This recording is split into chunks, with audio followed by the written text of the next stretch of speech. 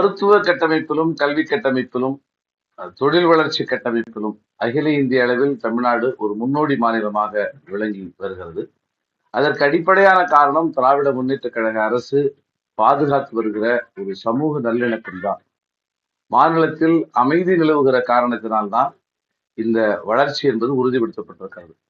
ஆகவே 2026வது சட்டப்பேரவை தேர்தலில் மிக நிச்சயமாக திராவிட முன்னேற்ற கழகத்தின் தலைமையிலான மதச்சார்பற்ற முற்போக்கு கூட்டணி அமோகமாக வெற்றி பெற்று திமுக ஆட்சி பொறுப்பை ஏற்கும் என்பதில் எந்த ஐயமும் இல்லை. திமுக ஆட்சி பொறுப்பை ஏற்கிற அதே சூழ்நிலையில் செய்யூரில் வேறு காட்சி அமைந்துவிடக் கூடாது என்பதை பணிவோடு நான் சொல்ல கடமைப்பட்டிருக்கிறேன். ஆகவே அதே கூட்டணி இங்கும் வெற்றி பெற்றால்தான் செய்யூர் செழிப்படைவதற்கும் செய்யூருடைய வளர்ச்சிக்கான கோரிக்கைகளை சட்டமன்றத்தில் வலியுறுத்தி மாண்புமிகு முதல்வருடைய கவனத்திற்கு கொண்டு செல்வதற்கும் அதை நிறைவேற்றுவதற்கும் வாய்ப்பாக இருக்கும். ஆகவே செய்யூர் சட்டமன்ற தொகுதியில் திராவிட முன்னேற்ற கழகத்தின் தலைமையிலான மதச்சார்பற்ற முற்போக்கு கூட்டணியின் வேட்பாளராகிய விடுதலை சிறுத்தைகள் கட்சியின் பொதுச் செயலாளரான என்னை பானை சின்னத்தில் வாக்களித்து ஆதரவு தர வேண்டும் என அனைத்து வாக்காளர் பெருமக்களையும் மெத்த பணிவோடு நான் கேட்டுக்கொள்கிறேன். செய்யூரை பொறுத்தவரையில மிக சிறப்பான மிக செழுமையான ஒரு விவசாய பகுதியாக செய்யூர் இது விளங்கி இருக்கிறது.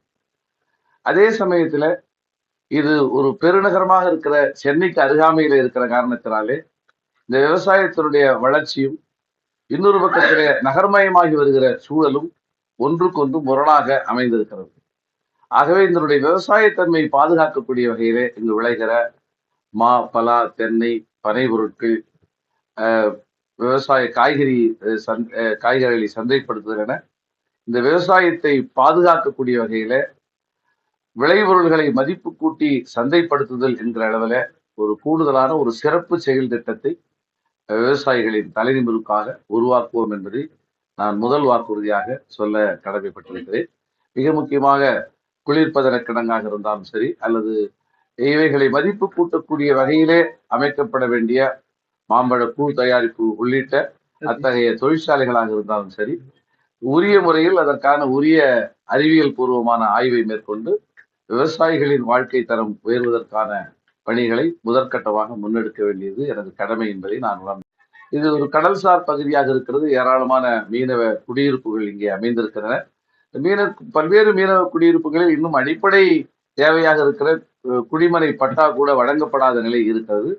கடந்த 5 ஆண்டுகளில் அதற்கான முயற்சிகள் ஆரோக்கியமான முறையில் தொடங்கப்பட்டு பல இடங்களில் வழங்கப்பட்டிருக்கிறது. ஆனாலும் அது முழுமையடையவில்லை.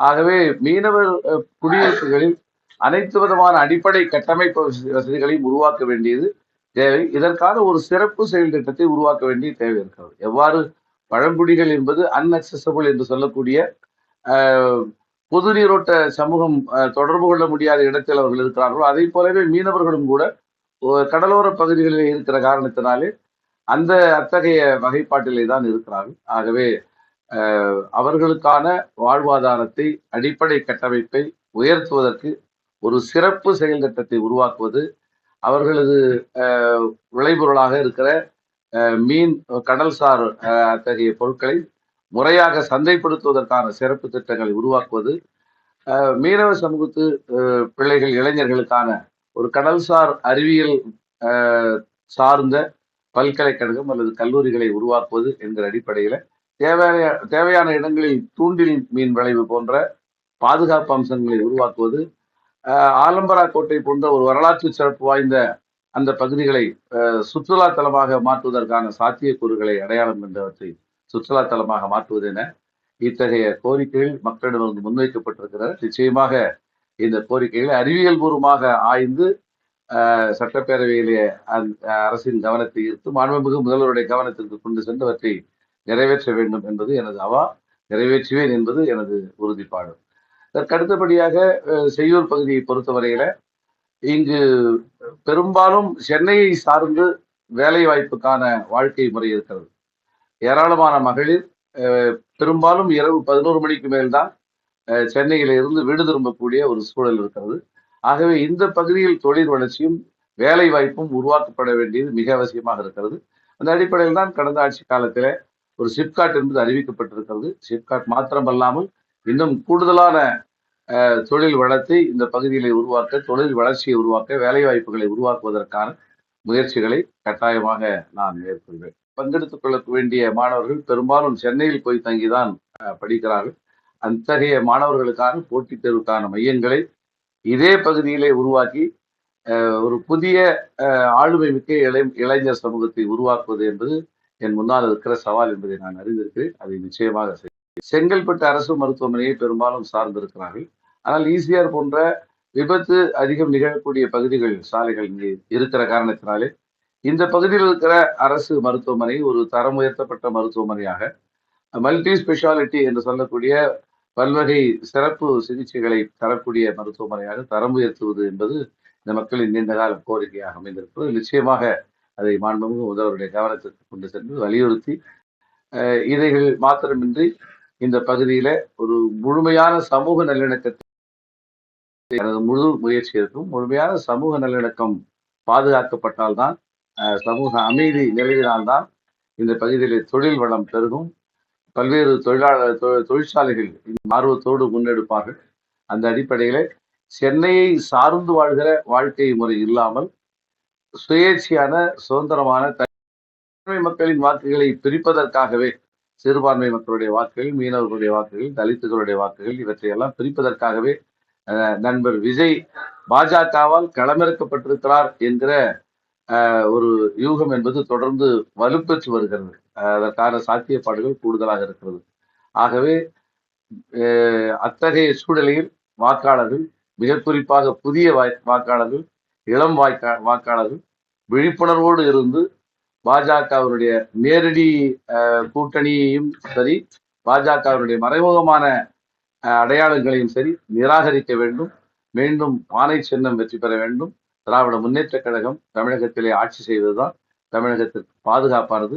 அந்த அடிப்படையிலே பானை சின்னத்திற்கு வாக்களித்து ஆதரவு தர வேண்டும் என அனைத்து வாக்காளர் பெருமக்களையும் உங்கள் ஊடாக நான் கேட்டுக்கொள்கிறேன். நாடு விடுதலை அடைந்த பிறகு ஒரு சுதந்திரமான பொருளாதாரத்தை கட்டமைக்கக்கூடிய வகையிலே காங்கிரஸ் பேரியக்கத்தினுடைய மூத்த தலைவர் பண்டித ஜவஹர்லால் நேரு அவர்களால் உருவாக்கப்பட்ட பொதுத்துறை நிறுவனம் என்பது, அத்தகைய புரட்சியாளர் அம்பேத்கர், ஜவஹர்லால் நேரு போன்றவர்கள் திட்டமிட்டு உருவாக்கிய பொதுத்துறை நிறுவனங்களை தனியார் மயமாக்குவதற்காகவே ஒரு அமைச்சரவையை பாஜக உருவாக்கியது என்பதை யாவரும் அறிவோம். அதனுடைய நீட்சியாக இன்று கல்பாக்கம் போன்ற பொதுத்துறை நிறுவனங்கள் முற்று முழுவதுமாக உள்ளூர் தொழிலாளர்களை புறக்கணிக்கக்கூடிய வகையிலே அமைந்திருக்கிறது. வேலை வாய்ப்புகள் முற்று முழுவதுமாக தமிழர்களுக்கு மறுக்கப்படுவதை பார்க்கிறோம். ஆகவே அத்தகைய நிலையை மாற்றுவதற்கான ஒரு வலுவான குரலை எழுப்ப வேண்டியது, செய்யூரிலிருந்து செய்யூருடைய சட்டமன்ற உறுப்பினர் அடிப்படையில் எழுப்ப வேண்டியது இந்த பகுதியில் தேவையாக இருக்கிறது. கல்வி, வேலைவாய்ப்பு இவைகளில் மாத்திரமல்லாமல் அங்கு அமைந்திருக்கிற மருத்துவமனை, அங்கு அமைந்திருக்கிற கேந்திரிய வித்யாலயா பள்ளி ஆகிய கட்டமைப்புகளில் கூட குறைந்தபட்ச ஒரு முன்னுரிமை என்பது மாவட்டத்தை சார்ந்த மக்களுக்கு இல்லாத ஒரு சூழ்நிலை இருக்கிறது.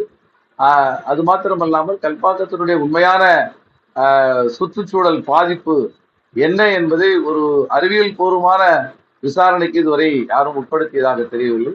ஆகவே நிச்சயமாக இத்தகைய அம்சங்களில் கவனம் கொள்வோம். கல்பாக்கம் போன்ற பொதுத்துறை நிறுவனங்கள் மாத்திரமல்ல, NLC உள்ளிட்ட தமிழ்நாட்டிலே இருக்கிற அத்தனை பொதுத்துறை நிறுவனங்களும், இன்னும் சொல்ல போனால் ரயில்வே போன்ற பொதுத்துறை நிறுவனங்களும் மெல்ல மெல்ல தமிழர்களை முற்று முழுவதுமாக புறக்கணிக்கிற பொதுத்துறையாக மாறி வருகின்றன. இந்த நிலை மாறுவதற்கு நிச்சயமாக சட்டமன்றத்தில்